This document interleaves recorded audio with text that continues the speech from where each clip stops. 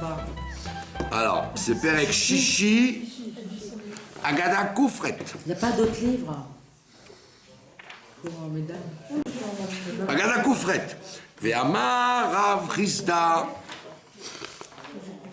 Il y en a qui disent Rav Zutra Bar Tuvia. Amar Rav. Tout ça, c'est au nom de Rav. Il y a beaucoup de Chachamim dans le Talmud qui avaient énormément d'enseignements et donc on les recite très très souvent au nom de leurs élèves. D'accord? Là, l'important de celui-là, c'est pas Rav Chisda ou Rav Zutra, c'est le Rav.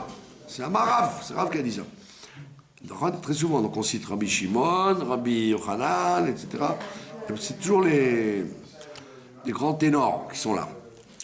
Alors il dit Rav, qu'est-ce qu'il dit?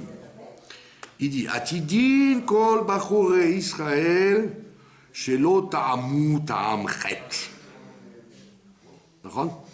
Il dit un jour viendra où les jeunes gens d'Israël ne feront plus de faute, ne goûteront plus le goût de la faute.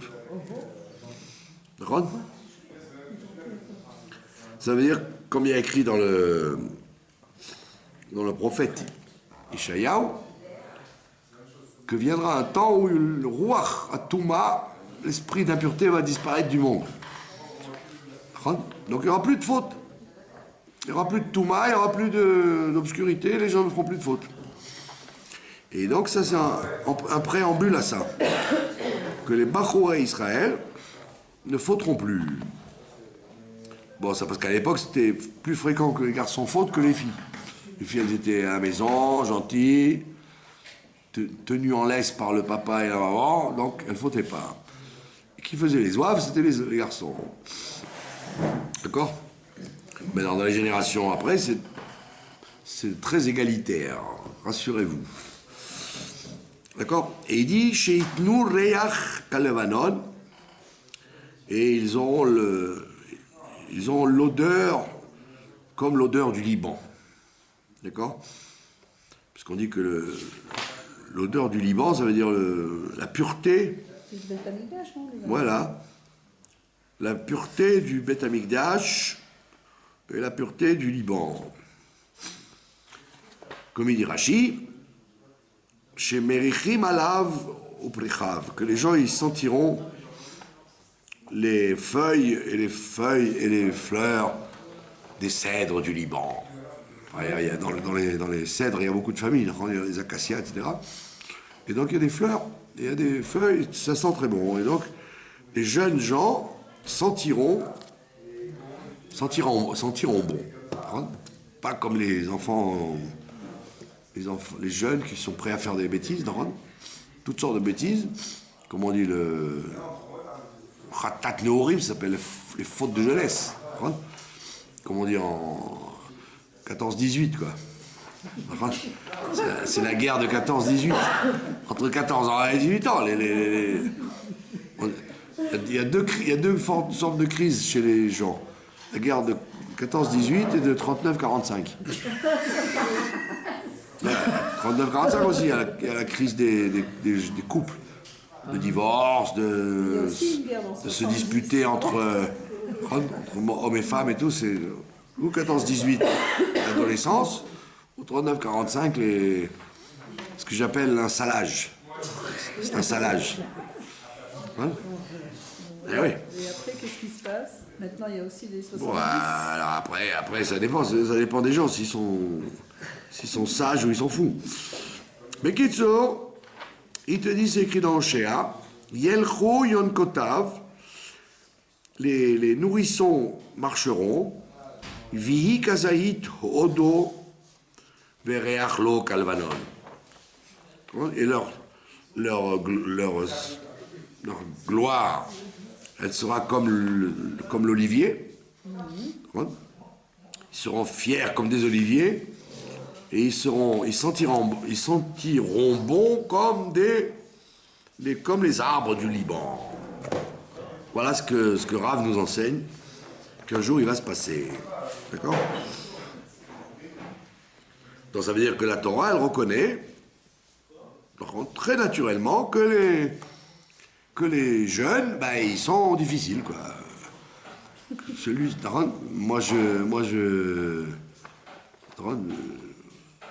J'ai tendance à être naïf. Vous voyez un jeune quand il prie, et vous dites, ah, il prie, il est tzaddik, c'est magnifique. Et puis quand vous n'êtes pas naïf, vous vous dites, bah, dès qu'il va être bar mitzvah, le Yetzer Hara va se réveiller chez lui, il va commencer à faire le zouave, quoi. C'est pour ça que les enfants qui sont trop tzaddik, il faut s'en méfier, quoi, parce qu'après, il faut un pique-padre, comme on dit, en cachette, quoi. Alors, c'est bon qu'un enfant, il est au moins, il est tranquille. Il est tranquille, ça veut dire qu'il est normal. Un garçon ou fille, quoi. Donc il faut gérer la crise jusqu'à ce qu'il se calme. D'accord? Il n'est pas d'accord avec les parents, il veut faire sa vie tout seul, ils ont leurs idées, ils ont tout ce que les adultes peuvent dire, c'est des bêtises, ils connaissent rien. Ils veulent faire des affaires, vous avez rien fait dans votre vie, donc vous allez voir, on va conquérir le monde. Bon. Donc il y a un discours spécial aux jeunes, et il faut savoir le caresser dans le sens du poil. Et donc on voit bien que c'est pas un truc moderne, c'est déjà depuis la nuit des temps. D'accord? Ça, c'est la chita de Rav. D'accord? Il dit, maintenant, Amar Rav Chisda. Amar Rav, là, c'est un autre enseignement de lui, toujours de Rav. Maï dirtiv. Qu'est-ce que ça veut dire, ce verset de Kohelet, de l'Ecclésiaste, qui dit, le roi Shlomo, il dit, Et akol asaya fe beito. Dieu a fait tout beau quand ça, en son temps. Toute chose est belle quand elle est en son temps. D'accord? Ah oui, d'accord. Ça veut dire qu'il y a tout un comment on appelle ça, un rapport de la chose qui vient en harmonie avec son temps. D'accord? Il y a des gens qui n'ont aucun sens à quel moment on fait une chose, à quel moment on ne le fait pas. Ils ne sont pas à fin. Et donc c'est une chorma, une très grande chorma de savoir faire les choses en leur temps. Poser une question en son temps, dans tout.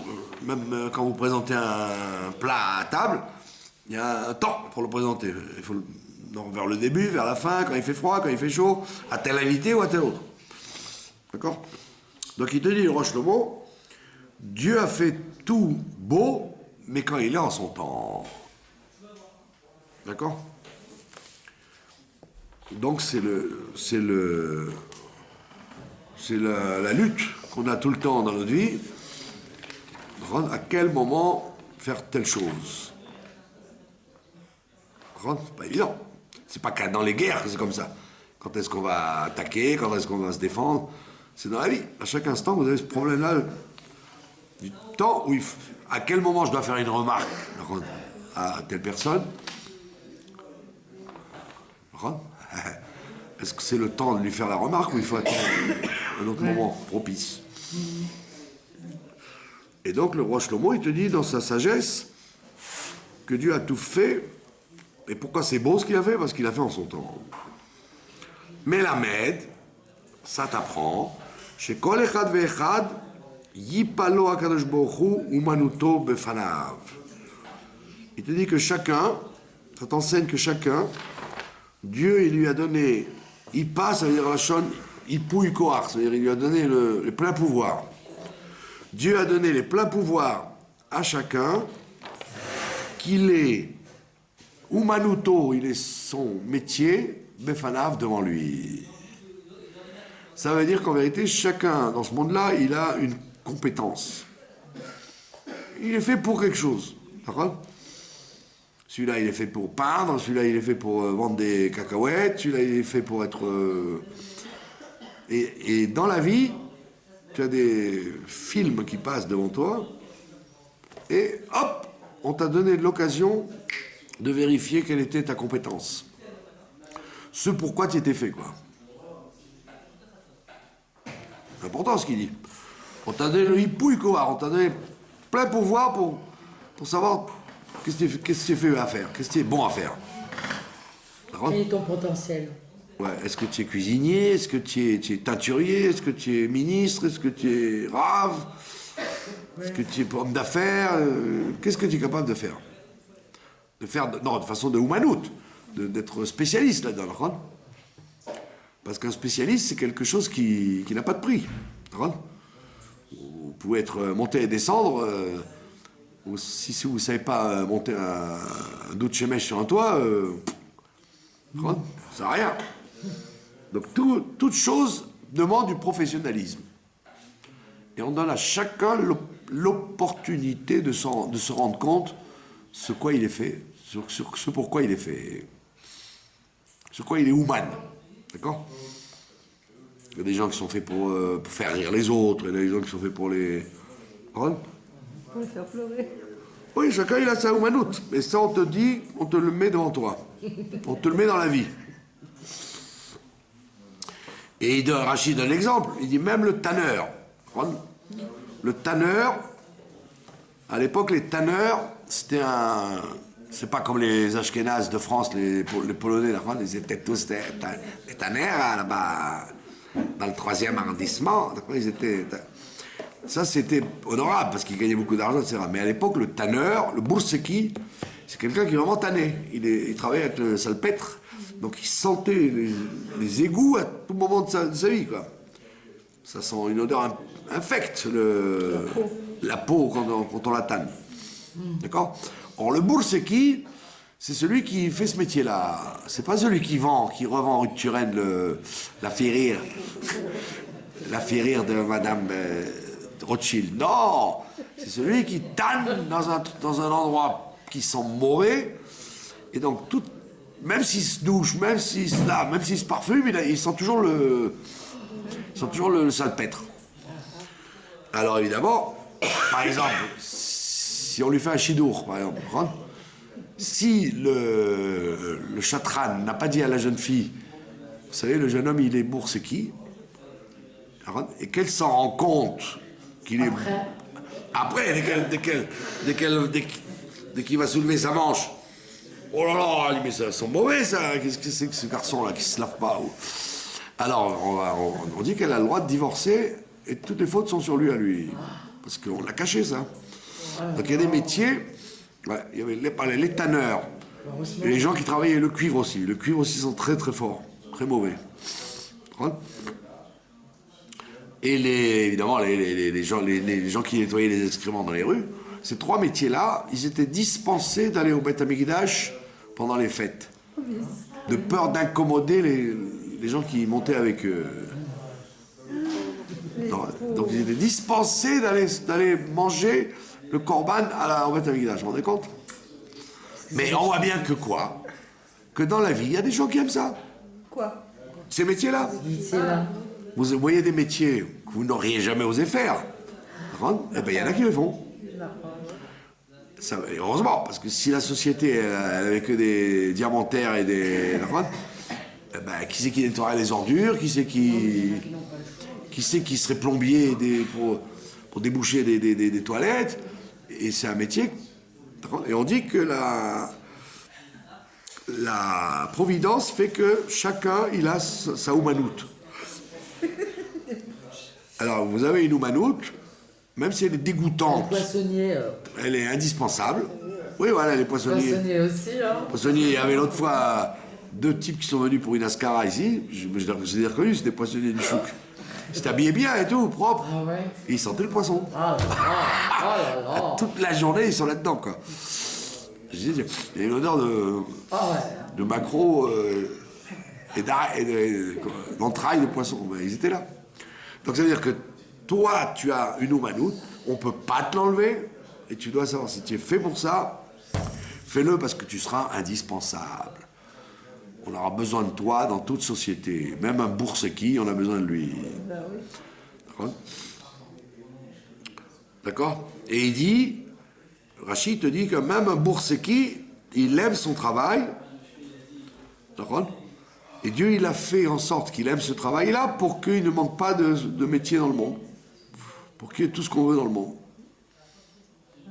Sinon, ben, comment vous feriez s'il manquait une profession dans le monde? Voilà, donc il te dit, Dieu, il a inspiré chacun pour avoir son métier. Mais d'ailleurs, c'est ça la clé de la vie, c'est ça, c'est d'avoir un métier. D'être humain dans quelque chose. Quelqu'un qui est humain, ben, tout le monde le veut, quoi. Il y a toujours besoin d'un spécialiste. Alors que si vous ne savez rien faire, vous faites tout à peu près, Ouais. et ben, vous n'êtes pas demandé. Vous n'êtes pas réclamé. Bah non. Vous avez compris? Amar Rav Papa. Aïnou de Amrei Naché. Talilei Kora le Davar Acher. Veiou d'idée Avid. Il dit. Comment il s'appelle Rav Papa? Il dit c'est ça le proverbe que les gens disent. Amrei et Naché, c'est le proverbe que les gens ont toujours. Talile Kora le Davar Acher. Kora, c'est une. Ben, c'est ce qu'on appelle en français le cœur de palmier. Pourquoi on appelle ça le cœur de palmier? Ça vient du mot Kora. Au bout du palmier, au bout des feuilles de palmier, vous avez un morceau tendre. Ça s'appelle la Kora. C'est ce qu'on mange. Hein? C'est ce qu'on mange. C'est ce qu'on mange, ouais. Alors à l'époque, ils faisaient chez Akol sur le cœur de palmier. Parce que c'était un truc, on mangeait pas ça. On mangeait la date, et le palmier, on s'en servait pour comme éventail ou pour Soukot. Mais maintenant, c'est devenu une industrie du cœur de palmier. Et donc, il faut faire Boré Péri à Etz dessus. Non. Non, vous pouvez le considérer comme s'il était le mangeable. D'ailleurs, vous avez encore Willy Food pour le citer, puisque je ne sais pas si je l'ai déjà cité. Il y a un monsieur, il s'appelle Kaminski. Ah oui. Il a fait une grande tchouva. Non, c'est pas celui de Natania, c'est un autre. Non, ici, là. Non! Marais Il est d'Ochaya. milliardaire, vous croyez qu'il serait ici? Ah non, je crois que c'est le Il Marais s'appelle d'Ochaya. Kaminski, il a fait une grande tchouva, cet homme-là. Et il est patron d'une société gigantesque qui s'appelle Willy Food. Et depuis qu'il est devenu Baal Tchouva, il a tout fait cachère. Tous ses produits sont cachères. Donc il a des usines de sardines au Maroc, il a des usines de fromage en Allemagne, il a des usines d'asperges en Australie. Il a tout ce qu'on veut, mais à Adrien en plus. Radam Sofer ou Dadat, ce que vous voulez. Et donc ils vous sortent, ils vous vendent des cœurs de palmier Willy Food. Donc ça devient industriel maintenant, c'est plus occasionnel. Quand j'ai un palmier, je prends le cœur. D'accord? Donc on dit ça, alors on dit que le cœur de palmier, c'est quelque chose qui est très tendre. La Kora, ça s'appelle. Veioud idée avid. Il dit, Talilei.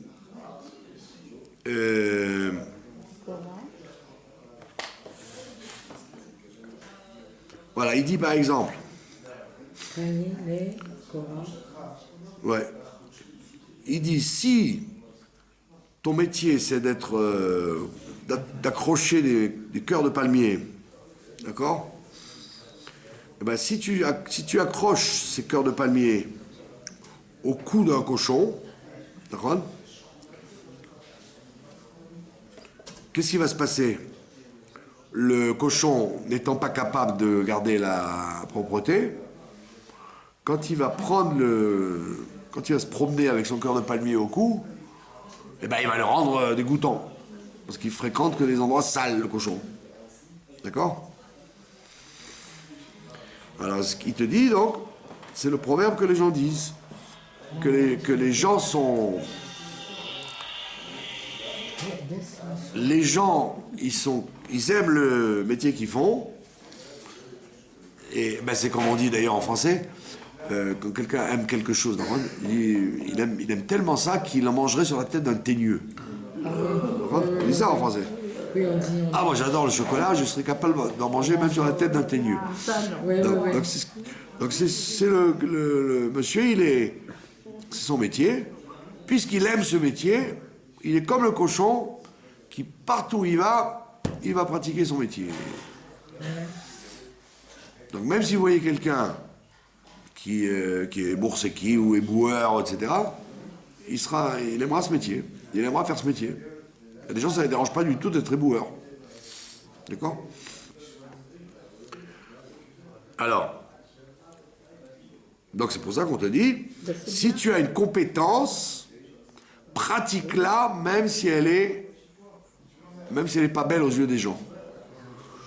D'accord? Et comme disait le proverbe, il n'y a pas de sot métier, il n'y a que de sots gens. D'accord? Si tu as un bon métier, même si tout le monde se moque de lui, fais-le quand même. Pratique-le, les gens vont se moquer de toi, mais en tous les cas, tu seras indispensable. D'accord? À New York, par exemple, vous avez des laveurs de carreaux qui lavent des carreaux au 100e étage. Le dos dans le vide, d'accord? C'est tellement bien payé qu'il y en a plein qui font ça. Waouh. C'est au Manout, ça, c'est qu'à lui dire. Bah, il n'y a pas tellement d'accidents, oui, mais vous voyez faire ça. Le dos dans le vide, hop, en avant. Et tu nettoies les carreaux, ben, il y a pourtant plein de gens qui font ça. Et je connais même des chassidim qui font ça. C'est très bien payé. Une saison, ils font ça. Et tu n'as pas intérêt à glisser sur le. D'accord.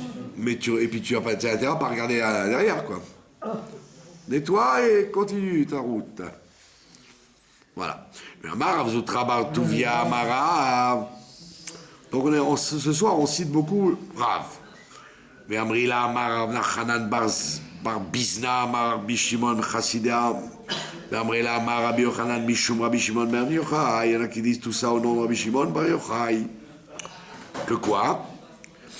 Noach lo la'adam sheyapil atzmo letוך כבשן האש ואל ילבין פני חברו ברבים. C'est un enseignement qui n'a rien à voir avec ce qu'on vient de voir.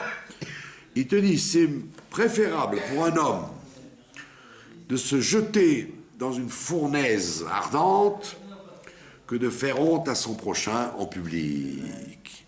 D'accord? C'est au nom de Rabbi Shimon qu'on dit ça. D'accord? Et de qui apprend-on ça? On y va, on va voir si vous êtes savante. De qui apprend-on ça, qu'il vaut mieux se jeter dans une fournaise ardente que de faire honte en public? Alors? Pardon? Non, c'est dans. Qui, Chofetz Chaim? Non, de qui on parle dans la Torah? Tamar. Tamar, bravo. Tamar et Yehuda. D'accord? Tamar et Yehuda, comme elle était fille de Cohen, alors il lui dit, bah, ta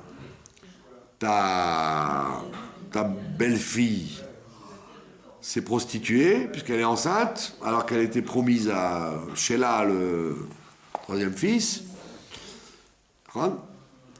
Et elle n'a rien dit. Elle n'a pas dit que c'est de lui qu'elle est enceinte. De Yehuda. Il était le chef du Beddin. D'accord? Alors il a dit, hi mutzet, qu'elle soit mise dehors pour la tuer Pour la cuire. comment on appelle ça? Par le feu, par le plomb brûlant. Et elle n'a rien dit. Pour ne pas lui faire honte, elle n'a rien dit. Ah, c'est lui qui a dit ça. Et, oui, et elle a dit simplement, bah, à qui sont ces objets? C'est de lui que je suis enceinte. Ah ouais. Et ces objets, c'était les objets à lui. Ah, lui. Et donc il a dit, waouh, Tzatka Mimeni, là. On voyait bien qu'elle a été prête à se faire mourir pour ne pas dire devant tout le monde que c'était lui qui l'a mise enceinte. D'accord? Donc de là, on apprend un grand principe qu'il faudrait mieux se jeter dans une fournaise ardente que de faire honte à quelqu'un en public. Ouais. D'accord?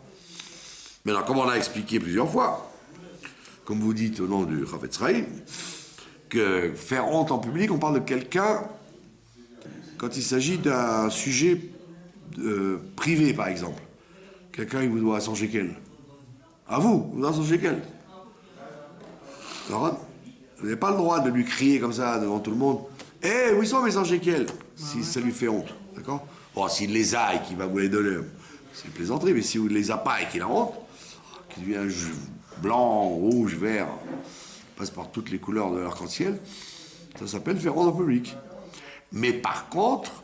S'il les avait. Non, mais par contre, s'il s'agit d'une mitzvah, par exemple, là, il n'y a pas de honte. Ça s'appelle pas une honte.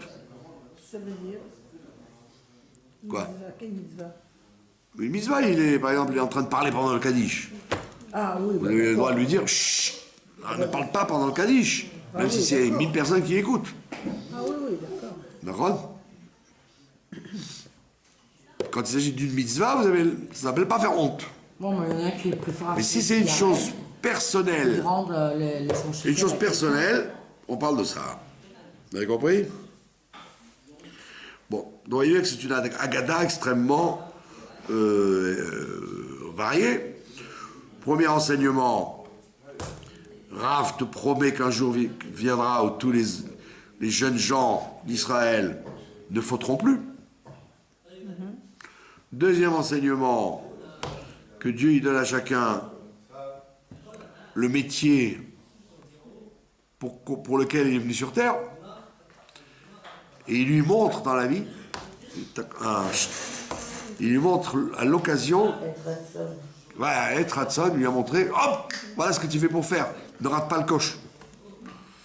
Et, d'accord, moi j'en vois plein des gens comme ça, qui n'ont pas le sens de ce qu'ils sont faits pour faire dans la vie.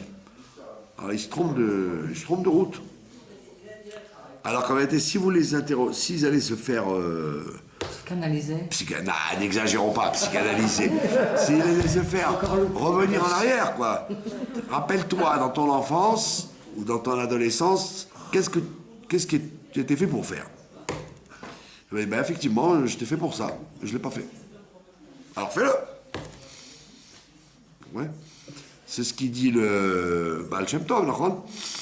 Il dit, il y a ce qu'on appelle les neshamot atoot, avec un tav, pas avec un tête.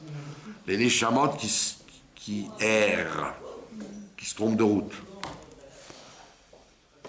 Elles peuvent faire des belles choses dans la vie, les mitzvot, mais c'est pas leur route à elles, c'est les routes des autres. Et donc ils se trompent de route, et donc ils connaissent pas leur place. Mais est-ce que ça fait partie de leur mission Pardon? Ça fait partie de leur mission De l'ambition? De leur mission Oui, ça fait partie de leur mission. Alors ça veut dire quoi? Ça veut dire que s'ils Comment on peut étaient... savoir Parce que c'est ce qu'elle a dit, il faut se faire psychanalyser. Je l'avais dit déjà. Allongez-vous et rappelez-vous, quand vous étiez jeune, quand vous étiez grande, vous étiez bébé, vous aviez une passion pour quelque chose, vous étiez fait pour ça, et hop, et vous l'avez pas fait. Regardez le Rav Lasri, vous voyez le Rav Lasri qui fait qui fait le shlambaï, il fait beaucoup de choses avec des blagues, quoi, des plaisanteries. Ben lui voilà, il s'est dévoilé cette vocation de faire rire, il s'est rendu compte que c'est vrai quand il était jeune, il faisait rire. Alors, il dit ben voilà, au lieu de perdre cette carte, ben je vais m'en servir. Et ça marche. Ouais. Il y a des gens qui sont pas faits pour être dirigeants, ils sont faits pour être des bons seconds. Mais ils veulent insister pour être des dirigeants. Tu n'es pas fait pour ça. Voilà, c'est ça. Tu peux être un bon gestionnaire, un bon professeur, un bon balayeur, mais tu n'es pas fait pour diriger. Voilà. Donc tu diriges mal, et donc tu fais n'importe quoi. Et l'inverse, vous avez compris? Chacun, il a dévoilé dans sa vie ce qui était fait pour faire. Comment on peut savoir? On peut savoir, parce que... Il se fait prendre au piège, t'inquiète. Un jour ou l'autre, il se fait prendre au piège. Ben, tous les gens ont une capacité. C'est impossible que quelqu'un soit incapable. Tout le monde est capable de quelque chose. D'accord? Il y a des peintres qui ignorent qu'ils sont peintres. Il y a des Il y a des gens qui savent parler et ils n'osent pas parler. Il y a des gens qui savent faire les clowns et ils font pas les clowns. Mais ils devraient faire les clowns. Ben oui, c'est un art de faire les clowns.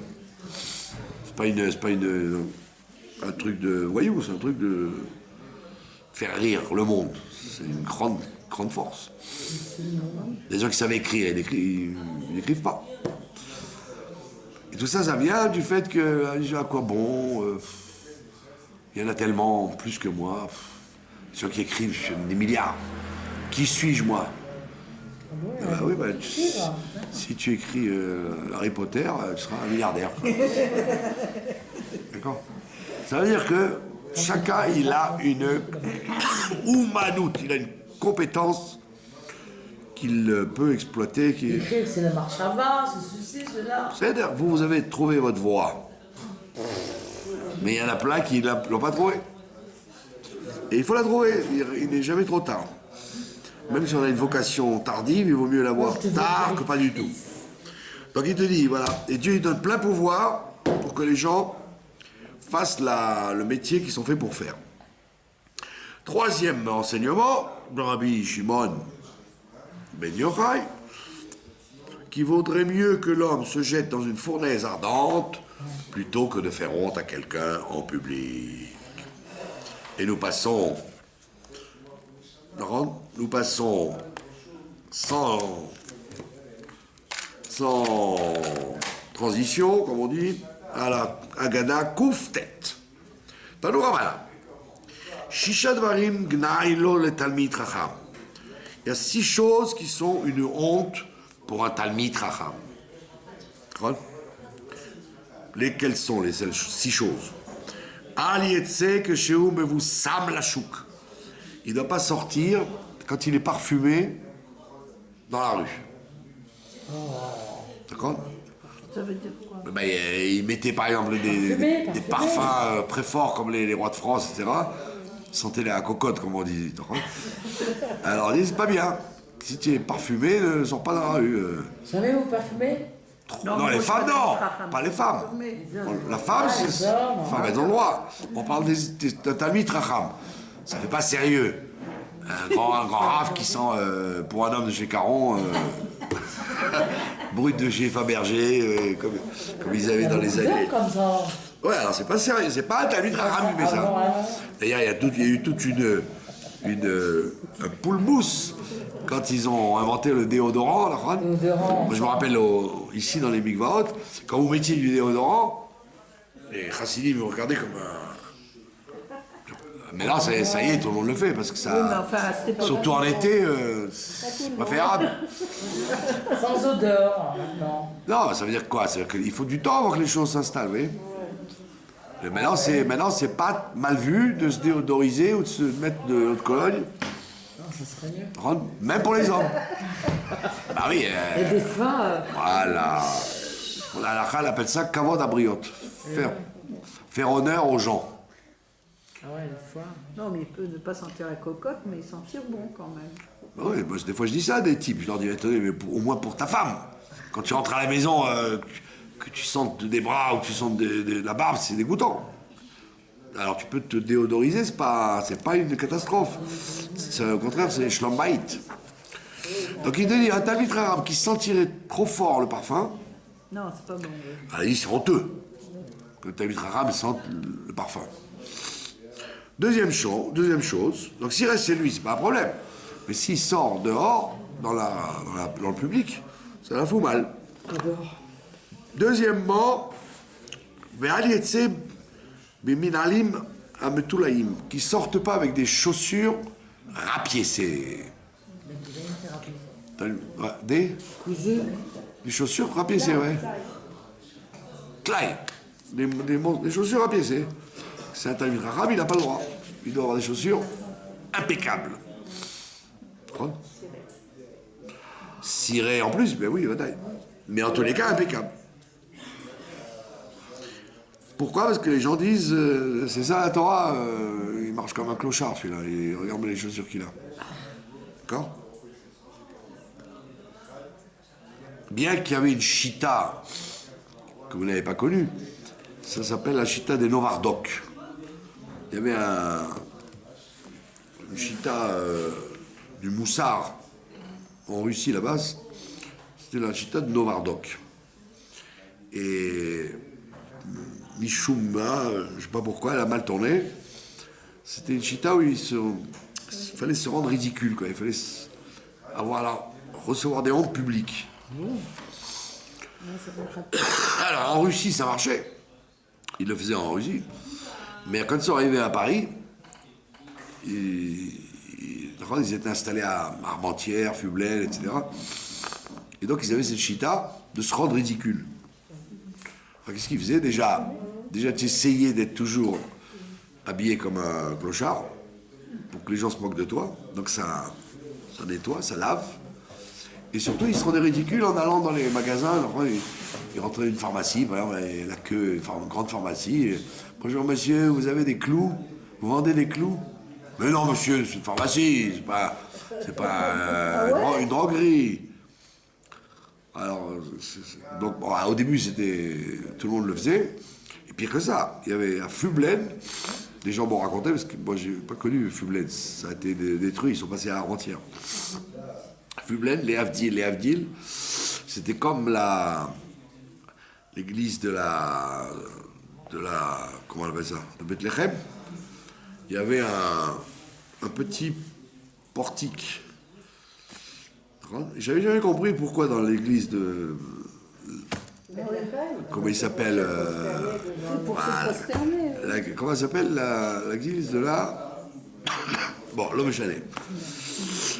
Et la nativité. Et dans beaucoup d'endroits comme ça, vous êtes obligé de faire ça pour entrer. Bon, alors en fait, c'était pour vous obliger à vous prosterner devant la croix qui était au fond. Et eux aussi, à Fublaine, ils faisaient pareil. Ils faisaient des petites portes pour que les gens se rabaissent. Que tu apprennes à te rabaisser. Ouais. Donc c'est j'en connais plein qui ont vécu ce milieu-là. Oui, alors ils marchent dans la rue, en baissant la tête, avec des chapeaux crasseux. Ah ouais, Ouais. C'est des gens comme ça? Ouais, le problème c'est Il y en a que... vraiment qui sont pourris. Le problème c'est que... C'est Rivo la chaîne. Le problème c'est que quelquefois ça pousse à l'orgueil, un orgueil démesuré. Parce qu'ils disent, regardez comme je suis humble. Je suis habillé salement et et j'ai des chaussures sales. Alors au lieu d'arriver à être humble, tu dis, regardez-moi comme je suis humble. Donc, il te dit... Donc c'est pour ça que là il te réfute cette chita, en fait. Il te dit, c'est pas valable pour un Talmid Chacham d'avoir des chaussures rapiécées, parce que les gens ils disent, c'est ça la Torah, c'est d'arriver à être clochard, de ressembler à un clochard. C'est bon? Troisième chose à ne pas faire quand on est un Talmid Chacham, Ve'al yetse yichidi balayla. Talmid Chacham il sort pas tout seul dans la nuit. Alors, évidemment, on ne parle pas des endroits comme nous, éclairés, où il y a des gens qui passent. On parle des endroits comme à l'époque dans Paris de Rachid, où il y avait le garde qui passait. Le carrosse et tout. Dormez, bonnes gens, tout va bien. C'est l'angoisse. Parce que tu risquais de te faire poignarder à tout coin de rue. Donc comme c'était mal fréquenté dans les nuits, donc si on voit un Talmid Chacham se promener seul dans la nuit, on va le suspecter. Même celui qui n'est pas Talmid Chacham, il a intérêt à se planquer. D'accord? Un jour, il y avait c'est pour ça que je vous dis, c'est pas valable aujourd'hui, parce que la plupart des gens vivent dans les grandes villes, quoi. Donc c'est éclairé, on s'étonne pas de voir des gens seuls dans la rue la nuit. Mais à ce moment-là, Talmid Chacham, qu'est-ce qu'il fait dans la nuit, tout seul? Alors pour vous illustrer ça, il y avait le Rav Fischer, que vous n'avez pas connu, qui était une grosse pointure. C'était le président de la Eda Haredit, de la Badatz. Et un jour, je le vois dans la rue, à 11h du soir, tout seul. Alors je lui dis, Kvodarav, permets-moi de t'accompagner pour pas que tu sois seul. Il m'a dit, j'ai pas besoin que tu m'accompagnes, parce que je suis pas un Talmid Chacham. Et deuxièmement, si tu veux venir avec moi, au moins on va faire Nichum Avelim chez la famille Sasson, chez le fameux Moël. sa sonne qui avait perdu son père. Alors j'étais content, j'étais faire quelques pas avec lui, quoi. Et donc ça veut dire qu'il savait pertinemment que... Bon, il se prenait pas pour un Talmid Chacham, déjà à Aleph, ce qui était quand même une force. Et deuxièmement, il estimait que comme il y a des réverbères, il y a des gens qui passent, personne ne va le soupçonner de rien du tout. Faire à 11h du soir, Nichum Avelim. Voilà, mais à l'époque, c'était mal vu. Quatrième chose, Ali et sa père, il Misha Bachouk. Il ne doit pas faire la causette avec une femme dans le chouk. À l'époque, surtout, c'était parler avec une femme dans le chouk, mais c'est honteux. Bon, évidemment, ça, tout est fonction des conditions, quoi. C'était public. Oui, à l'époque, les gens étaient beaucoup plus fermés. Donc, vous vous rappelez pas, à un moment, ils ont voulu faire dans le chouk des heures pour les femmes, des heures pour les hommes. Vous vous rappelez de ça? Non, pas du tout. Ça n'a pas marché. Bah oui, ça n'a pas marché. Ça n'a pas marché. Bah oui. Moi, ça aurait été bien. j'ai besoin de faire mes courses à 11h du matin, c'est les heures des femmes. Hein. Eh bien, c'est comme ça. C'est pas une piscine, hein. Presque. Bon, avec ils ont... Donc il y avait des... D'ailleurs, dans les grandes surfaces, il y a des magasins comme ça, des grandes surfaces à Bnei-Brak, quoi. Ouais. Il y a des heures pour les femmes, des heures pour les hommes. Eh ben, je trouve ça bien, moi. Mais Kitso, il te dit, si tu fais la causette avec une femme dans le chouk, tu risques de passer pour un drôle de... Un phénomène. Et ma mère, elle est à Shalom, elle me disait, ne m'embrasse pas dans la rue, parce qu'en plus, ma mère, quand je me promenais avec elle, tous les gens étaient persuadés qu'elle était ma femme ou ma fille. Alors je dis, c'est pas flatteur pour moi ou c'est flatteur pour toi? Qu'on me prenne moi pour un vieillard ou qu'elle pour elle une jeune fille. Bon, avec question, donc c'est vrai qu'on n'embrasse pas une femme dans la rue, même si c'est sa fille, sa femme, sa mère, hein, de peur que les gens ne jasent pas. Mais ce qui est sûr, c'est que parler aussi, hein, Talmid Chacham ne va pas parler avec une femme dans la rue. Alors aujourd'hui, évidemment, on parle, parce que tout le monde passe, il n'y a pas la fermeture d'esprit qu'il y avait avant. D'accord? Ve'alikanes bacharona le Beth Midrash. Il ne doit pas rentrer en dernier dans le Beth Midrash. Et alors pourquoi? Parce qu'à l'époque, le Beth Midrash, les gens ils étaient assis par terre. Avant. C'est comme dans les pays arabes, ils étaient assis en tailleur. Il n'y avait pas de bancs, de chaises, de standards. Tout le monde était assis par terre. C'est fatigant, en tailleur, comme ça, des heures. Et le Rav, il était seul sur une chaise à parler à tout le monde. Et donc, si tu rentres le dernier, eh ben, tu vas monter sur leur tête pour arriver à ta place. Parce que les gens, ils occupaient toutes les places par terre. Et donc, comme tu risques de leur monter sur la tête, ça se fait pas, donc tu dois arriver avant pour te frayer un passage entre les gens. D'accord? Parce qu'au contraire, aujourd'hui, c'est le contraire. C'est les rabbinim, ils arrivent en dernier au Beth Midrash parce qu'effectivement, il y a de la place pour tout le monde et personne ne marche sur la tête de personne. D'accord? Ve'al yasev, et ça, c'est un truc très dur. Ve'al yasev bimsiba bachabura shel ha'me'aretz. Et il ne doit pas s'installer dans un repas où il y a des ignares, des gens ignorants. C'est un Talmid Chacham, il doit faire une apparition, comme Rav Eliaou, il faisait comme ça, il venait faire une apparition, il faisait un petit discours et il repartait. Si c'est ça se fait pas quand un Talmid Chacham il soit fourré fréquemment dans des repas populaires, quoi. Ouais. D'accord? Dans Donc les repas de roi. Non, les repas de roi, oui. Les repas de roi, il aurait le droit, mais les repas, les repas de famille un peu populaire, quoi. Jamais arrête. Ouais. Et il y en a qui disent, viens chomrim, af al yafsia psia gassa. Il y a également écrit qu'il ne doit pas marcher rapidement. Il ne doit pas courir dans la rue. Pourquoi? Parce que qui c'est qui marche, qui court dans la rue? C'est des gens qui sont un peu dérangés, quoi.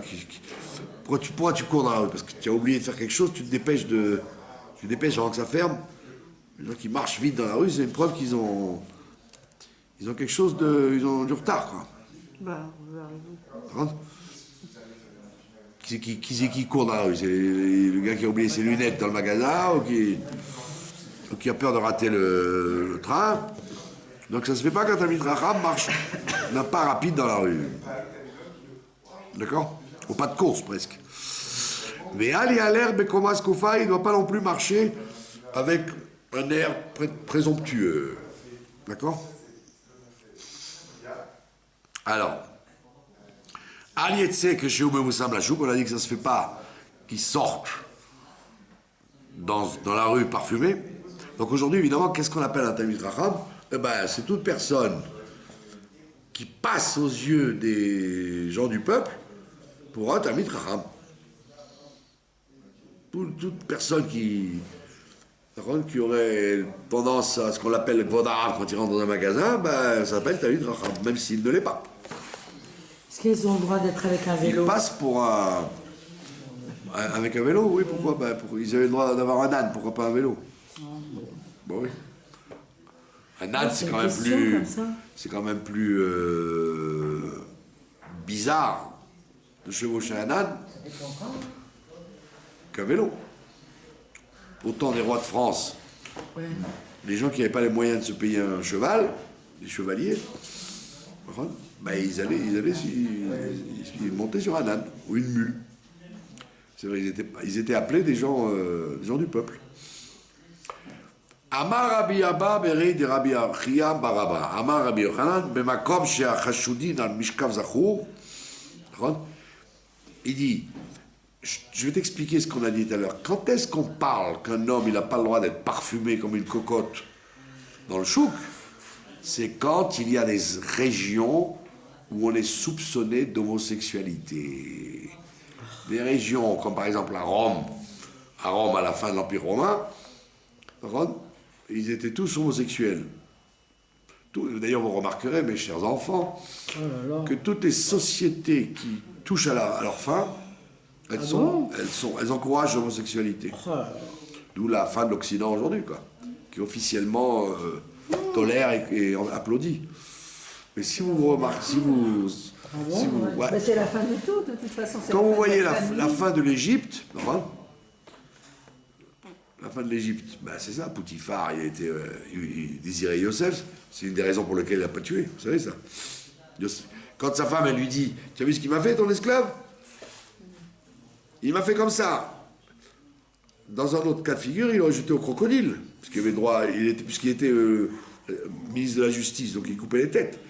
Il aurait pu jeter Yosef au crocodile, comme repas de midi pour les crocodiles. Au revoir, il le met en prison. Ben, quand tu mets en prison, c'est que c'est l'histoire. Il a voulu attaquer ta femme, tu le mets en prison, tue-le. C'est la moindre des choses que tu le tues. Puis Tom, il le met en prison. Parce qu'il était amoureux de lui. Il était amoureux de lui, il s'est dit, je ne veux pas tuer mon petit Joseph, quand même. Je veux me le préserver, mon petit Joseph. Donc c'était un mec très dangereux, le Poutifar. Moi, j'ai pas vu du cinéma, parce que j'arrête pas d'en faire. Bien sûr, j'aurais pu faire du cinéma. Donc, on voit bien que l'Égypte antique, c'est pourri jusqu'à la moelle dans l'homosexualité. La Babylonie antique, c'est pareil, quand ça finit, c'est pareil. Achashverosh, la Perse qui finit, c'est aussi. Achashverosh c'en était un. Ben oui, parce qu'il avait plein de garçons avec lui. On dit il avait plein de garçons avec lui. On vous dit, c'est quoi ces garçons qui est avec lui? Ben, c'était comme Henri III. Donc vous voyez avec qui elle a affaire, la pauvre Esther. Elle était tranquille, quoi. Non, il était voilé à moteur, comme on dit. Femme et homme, il n'y a pas de problème chez eux. Donc vous voyez que toutes les sociétés antiques, avant de disparaître, elles donnent à fond dans l'homosexualité. Et le dernier en date, c'est l'Empire romain. Or là, il vous dit, dans un pays, dans une région où tu peux être soupçonné d'homosexualité, là oui, tu n'as pas le droit de te parfumer. Parce qu'on va te dire, oh là là, il est bizarre celui-là, il sent le parfum. Mais dans un endroit où il n'y a pas cette crainte, ben, on va dire c'est pas bon, mais on te permet. À Los Angeles, à San Francisco, j'avais un ami à Guilo. Il a fait son alia à l'époque. Il habitait San Francisco. Alors je lui ai dit, mais pourquoi tu as quitté San Francisco? C'est une ville magnifique. Alors il m'a dit, mais tu te rends pas compte, San Francisco, les 3 quarts de la population sont homosexuels. Il m'a dit, je pouvais pas aller à la banque, le directeur il m'a fait, vous pouvez rentrer dans mon bureau, que des trucs de risque. Des rencontres à risque. Ouais. Donc ça veut dire que c'est... Bon, ça veut dire quoi? C'est l'Amérique est en pleine chute. C'est vrai? Bah oui, en Vous avez compris? Israël aussi, c'est les Anglais. Donc ça veut dire, si c'est un endroit soupçonné de ça, vous ne devez pas, un homme ne doit pas se parfumer de peur de faire partie de ce groupe-là.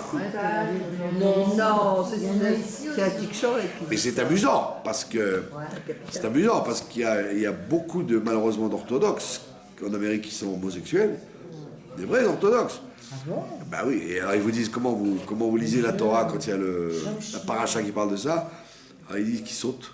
Ils lisent pas ça. Ils ne lisent pas pour pas choquer les oreilles de la chose. Mais Kitso, donc vous voyez bien que quand ça vous choque, qu'un orthodoxe soit homosexuel. Mais là, vous voyez bien que ça ne choque pas, puisqu'il vous dit, si tu es Talmid Racham, ne te parfume pas dans un endroit où il y a des homosexuels, de peur qu'on te soupçonne. Ça veut donc bien dire qu'il peut y avoir des orthodoxes, et même le Rav, qui est homosexuel. C'est ce qu'elle est en train de vous dire, Agmara. Si tu te parfumes, on va dire, oh là là, il est bizarre celui-là. Vous avez compris? Et sinon, s'il n'y a pas de relation entre hommes, bah, tu peux te parfumer, personne ne te critiquera. Vous voyez qu'on apprend des choses dans ce texte. Alors là, complètement. Parce que les gens ont toujours tendance à dire, aujourd'hui c'est pire qu'avant, aujourd'hui on n'a du jamais vu. Mais non, il n'y a pas de jamais vu. Tout ce qui existe a toujours existé en fonction du cycle de la société dans laquelle on vit. Là, l'Occident est en train de disparaître. Donc on va retrouver tous les symptômes, de la fin d'une civilisation. Ben oui, parce que les Anglais, ils ont permis les mariages homosexuels. Mais les Anglais, c'était des gens très secs, très... Bah oui. qui respectent soi-disant la loi, quoi. Il y en a même ici. Voilà. Ah oui, si. C'est une grande maladie. Alors c'est la fin du monde, quoi. C'est ça la vraie fin du monde. C'est pas comme les gens, ils vous font peur avec la bombe atomique. Non, mais c'est ça, c'est les... C'est tranquille. C'est la civilisation qui pourrit à l'intérieur. Amar Rav Shechet. Lo amaran ela bevigdo. On dit, mais Rav Shechet, il te dit, attends. Quand on parle de parfumer, on parle de parfumer sur les habits. Quelqu'un qui a des habits parfumés. Mais si c'est sur la peau pour enlever la sueur, là, il n'y a pas de problème. Voilà, d'où le déodorant. Pardon? Ça passe pas à travers quand on se parfume la peau? Non. Ça dépend de l'organisme. Ça va pas tellement fort que les habits traversent. Là, on parle du gars qui sait parfumer l'habit. À l'époque, c'était très fréquent. J'avais une discussion avec un rave en France. Il disait, je comprends pas. Il y a beaucoup de séfarades qui ont des chevalières et des colliers, comment on appelle ça? Des chaînes. Alors, il dit, c'est très bizarre parce que c'est sourd, c'est les femmes. Je dis, mais vous avez étudié l'histoire Kvod Harav. Vous n'avez pas vu en Espagne et déjà Monsieur Yosef, quand il est vice-roi, qu'est-ce qu'il lui fait l'autre pharaon? Il lui met le collier. Donc en Espagne, en France, en Autriche, tous les princes, goy, occidentaux, pas Sfarad, pas dans les pays arabes, ils étaient bourrés de bijoux. C'est très très très fréquent que les hommes aient des bijoux. Ils mettaient des bagues partout, des colliers, des boucles d'oreilles carrément. Donc c'est vrai que les séfarades d'Afrique du Nord, ils avaient tous la chevalière et la gourmette. La gourmette. La gourmette avec le nom. Et la chaîne. Avec le prénom. Alors, il y avait des fois des chaînes. Non, des chaînes, il y avait des mezouzotes en or, comme ça, vous voyez. Ah ouais. Porte-bonheur. Ben, d'ailleurs, il en vendait, votre frère. Ça marchait bien. Ben, alors, je lui dis au Rav, je lui dis, écoute, Slicha, Kvod Arav, je lui dis, si tu avais étudié l'histoire, tu aurais vu que tout l'Occident, jusqu'à la République française, ils avaient des bijoux, les gens. Et c'était pas féminin. Parce qu'il disait, il y avait un monsieur qui venait prier, il avait le type un peu espagnol, comme ça, la moustache la gomina, une gourmette et un truc. Il m'a dit, mais il n'a pas le droit de mettre sa Shabbat. Alors je lui ai dit que Dafka non. Vous, si vous le mettez, ça serait choquant. une gourmette et un truc. Mais lui, c'est son habitude depuis l'Algérie, ou je sais pas d'où il vient. Donc ça veut dire qu'à l'époque, les hommes, c'était fréquent, ils mettaient des châles et des fourrures et des trucs. Plus ils étaient riches, ils ressemblaient à des femmes dans leur tenue vestimentaire. Et donc ça ne dérangeait pas, ils se parfumaient carrément avec des odeurs. Donc Rav Shechet, il dit, si c'est sur les habits, là ça se fait pas quand Tamid Chacham, ils sentent le parfum sur ses habits. Mais si c'est sur son corps, pour ne pas sentir la sueur, il n'y a pas de problème. D'accord?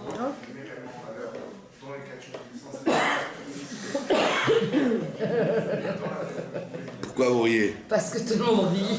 Non, parce que les gens ils n'utilisent pas l'histoire. Dans l'histoire, on voyait bien que c'était très fréquent que les hommes étaient avec des bijoux. Ils mettaient des bijoux. Moi, je me rappelle quand j'étais petit, tous les bar mitzvahs, Oui, la gourmette. obligé, tu reçois la gourmette avec ton nom, la chaîne avec la mezouza ou le chai, Ouais. et puis le truc. La chevalier. Alors si tu étais un peu rastaquouert, il y avait l'onyx noir dessus, sinon c'était une petite chevalière délicate. Hein? Moi quand j'ai eu ma barbiza, j'ai dit soyez gentils, donnez-moi des stylos et des appareils de photo et pas des trucs comme ça. J'ai pas travaillé avec des gourmettes à l'école. Mais tout le monde, la barbiza c'était comme ça. Ouais. Les gens te faisaient plaisir en t'achetant. Donc on voit bien que Rav Shechet, il te dit, si c'est pas sur les habits, pas de problème d'être parfumé. Marav papa. Ou c'est Aronami. Il dit aussi les cheveux aussi. Les cheveux, c'est honteux qu'un talit arabe, il sente le parfum sur les cheveux. Du gel, tout ça? Non, il faut que ça ait une odeur de parfum fort. Ah ouais. Pas une odeur de savon. C'est une odeur de parfum, c'est. Ça se fait pas. Pardon? Le gel aussi, c'est une odeur. Oui, parce que c'est une odeur forte. C'est fort l'odeur du gel? Je sais pas, il y a autre chose. Bon. Le gel, c'est une odeur. Ve'amri lei. Il y en a qui disent que c'est comme le corps. Il y en a qui disent que c'est comme l'habit, donc on n'a pas le droit. Il y en a qui disent que c'est comme le corps. Ve'al yetse beminalim ametulayim. On a dit il ne doit pas sortir avec des chaussures. Comment on dit des chaussures en morceaux, quand rapiécées. Mais ça y est, le Rav Chia Baraba, Dama Rav Chia Baraba, Gnaïou le Tamid Racham chez Tsebinamin Amutalim. Et la Gemara dit, il dit, c'est vrai ça. C'est vrai qu'on n'a pas le droit avec des chaussures rapiécées. Et Rabbi Chia Baraba, Nafek, il dit, mais voilà, Rabbi Chia Baraba, il sortait avec des chaussures rapiécées. Et pourtant, c'était un Talmid Chacham. Amar Marzoutra, Beret Rav Nachman. Bet bitlai al gabetlai. Quand on dit rapiécé, on veut dire faut que, si c'est un morceau sur un morceau. On voit qu'il y a un morceau qui a été cousu sur la chaussure. Donc c'est pas beau. D'accord? Mais si c'est réparé, pas rapiécé, là ça dérange pas. Oui, Vous avez compris? même si c'est moche, quoi. Même si c'est pas beau, pas c'est réparé, on a le droit. Mais il faut pas qu'il y ait un morceau sur un morceau. Cousu, genre. Bon, il y a des chaussures qui coûtent très cher. Donc comme ça coûte très cher, il y a des gens qui réparent ça, ils collent un morceau sur le morceau. Il y a un Talmid Chacham, il n'a pas le droit. Ça se fait pas. D'accord? Mais là, Bran est là. Bepanta, aval, begilda, letladba. Il dit, Bepanta, ça se fait pas. Panta, c'est quoi? C'est la chaussure elle-même. D'accord? La chaussure elle-même. Mais la gilda, c'est la guêtre, qu'on appelle en français la guêtre. Les gens, ils mettaient des guêtres sur les... C'était comme des chaussettes. C'est comme le haut de la botte. Voilà. Qu'on mettait entre le pantalon et le pied. Ça, il dit, il n'y a pas de problème. Ben, c'est d'où l'origine des bas blancs, des chassidim. D'accord? Les gens, ils mettaient des guêtres avant. Et les gens, quand ils s'habillaient, c'était toute une histoire. Il fallait un habilleur. Ils mettaient un plastron ici. Ils mettaient après un foulard avec une aiguille. C'était tout un cirque de s'habiller, quoi. Les vieux d'avant, ils étaient habillés. C'était tout un cipour. D'accord? Donc ils mettaient des chaussures. Avec la chaussure, ils mettaient des bas. Et sur le bas, ils mettaient la guêtre. Et après la guêtre, après ils mettaient le pantalon, etc. Donc c'était... ça prenait 2 heures pour s'habiller, quoi. Plus qu'une femme. Voilà. L'Eitlanba, aujourd'hui on s'habille beaucoup plus rapidement. Alors, on me panta là, Maran, il a dit, donc le fait que Rabbi Chia, il avait des chaussures rapiécées, c'était pas des chaussures, c'était ses guêtres qui étaient rapiécées. Et là, Beorcha, il dit, ça c'est quand on le voit dans la rue, sur la route. Sur la route, ça se fait pas qu'il ait ça. Mais à la maison, c'est pas important. Si à la maison, il a un Talmid Chacham vous reçoit chez lui et qu'il a des pantoufles rapiécées, c'est pas honteux. D'accord? A dit également, Velo Amaran, et tout ce qu'on a dit, c'est en Bimotachama, quand il fait en été. En été, ça se fait pas d'avoir des chaussures abîmées, rapiécées, mais en hiver, c'est pas grave. Parce qu'en hiver, tout le monde sait qu'on met le plus efficace contre le mauvais temps. Donc si vous avez des chaussures vilaines, comme les poissonniers, pour affronter la neige ou la pluie, même si vous êtes un Talmid Chacham, on ne va pas vous critiquer parce que vous n'allez pas mettre des chaussures particulières quand il pleut. Quand il pleut, on fait ce qu'on peut. D'accord? Maintenant, on a dit, il ne faut pas qu'il sorte. On terminera avec ça. Il ne sortira pas seul la nuit. On a dit à cause de la suspicion. Et on ne l'a dit que et là, de la cavalée idana. Sauf s'il a un temps pour sortir. Si on sait qu'à telle heure le Talmid Chacham il sort, là il n'y a pas de problème. Parce que tout le monde sait qu'il a à ce moment-là quelque chose à faire. Donc même si c'est tard, on ne va pas le suspecter. Mais si c'est à des heures bizarres, 1h du matin, etc., là oui. comme l'histoire de Ah bon? Rabbi Israël Salanter, Donc. qui était sorti très tard de chez lui et qui allait au Beth Midrash vers 10h du soir. Oui. Et donc, on voit bien qu'il n'avait pas peur d'être suspecté. Et il a vu un vieux russe cordonnier qui était en train de réparer des chaussures. Et il lui a dit, qu'est-ce que tu fais encore à ce temps-là à réparer des chaussures? Et le cordonnier Goy lui a dit, il a montré la bougie qu'il avait, il a dit, tant qu'il y a de la lumière, on peut réparer. Et donc il a pris ce proverbe comme un proverbe très utile. Tant qu'il y a encore de la lumière, on peut réparer. On peut réparer.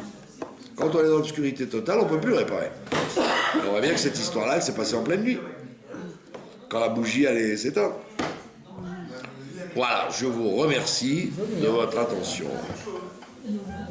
Et j'ai dépassé l'heure puisque la cassette s'est arrêtée.